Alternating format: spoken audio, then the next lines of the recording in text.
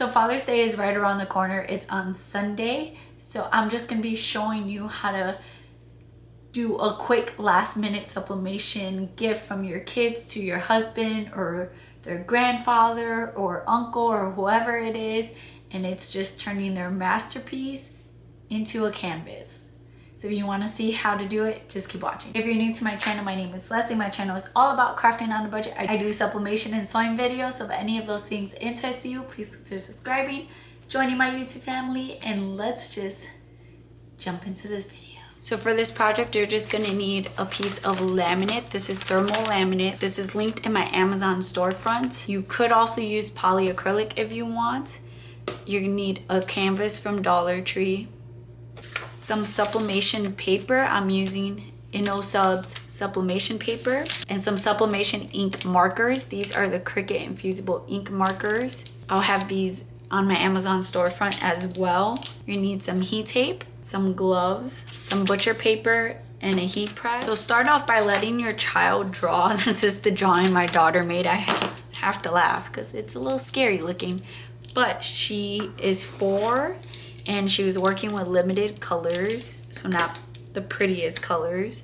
But this is the drawing she made for her daddy, and it says she ran out of room, so she like rearranged the letters to try to fit it. But it says, "I love daddy."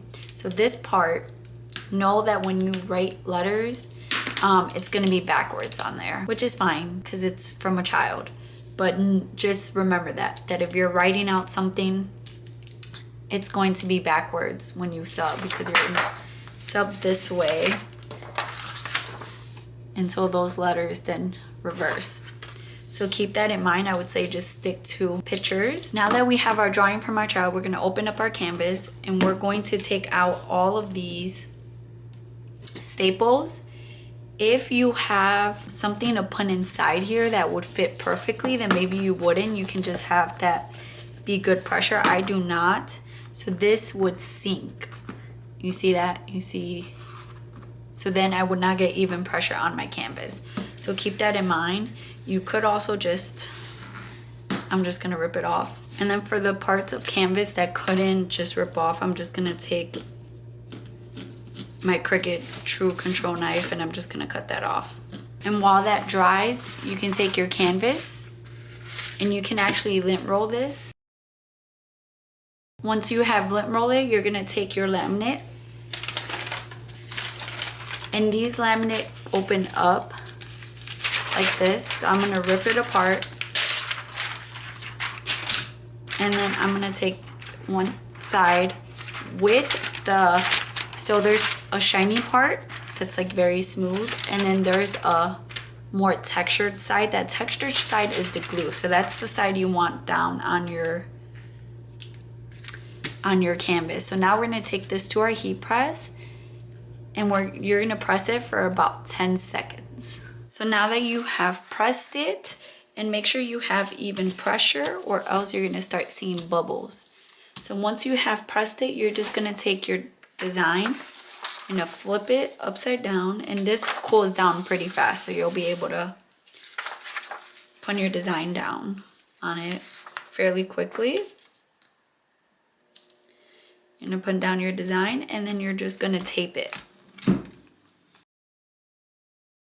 And now we can take this to our heat press to press our design onto our canvas. So we're gonna put some butcher paper down to protect our heat press. We're gonna bring our canvas with the canvas part down and the paper facing up. We're gonna put some butcher paper on top, and then we're gonna press for 60 seconds. If your heat press, depends what kind of paper you have.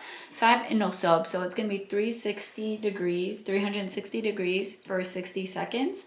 If you have something like A-Sub, then it's gonna be like 400 degrees for 60 seconds. Unless your heat press runs high, then I would say do 385 for 60 seconds. So now we're gonna take off our heat press.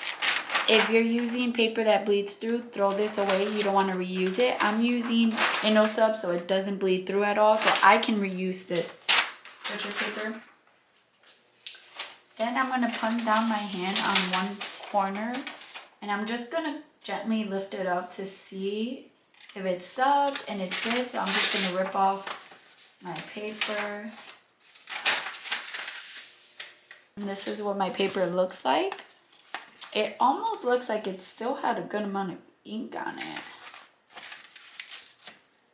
I feel like a lot of ink was still left on it. I don't know if it's because it's a marker or not, because usually it's really faded. This is what my canvas looks like. So there's a few ways that you can finish this. You can paint your frame and then put it on top, like glue it, or even staple it from behind and make it like a reverse canvas. Or you can put it back together, which is what I'm gonna do. It's not gonna be so pretty in the back, but I don't care. If you care, I would say more do a reverse canvas. It's much prettier, but I think this would be good.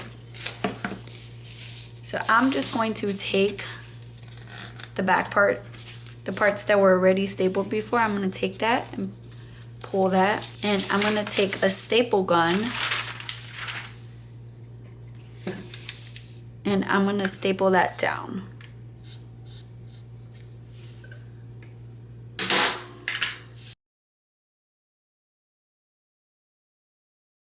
For the corners, so it looks like this. I'm gonna just push it down like that, fold this top portion, and then fold the other part up. And now you just have your finished canvas. And it's a nice little special touch, you know? So I hope you guys enjoyed this video. It was just a quick, easy, last minute gift to do. And it's very, like, this might not be the cutest photo, but it came from the heart. So let me know down below if you guys try this. Thank you guys so much for supporting my channel. I cannot speak.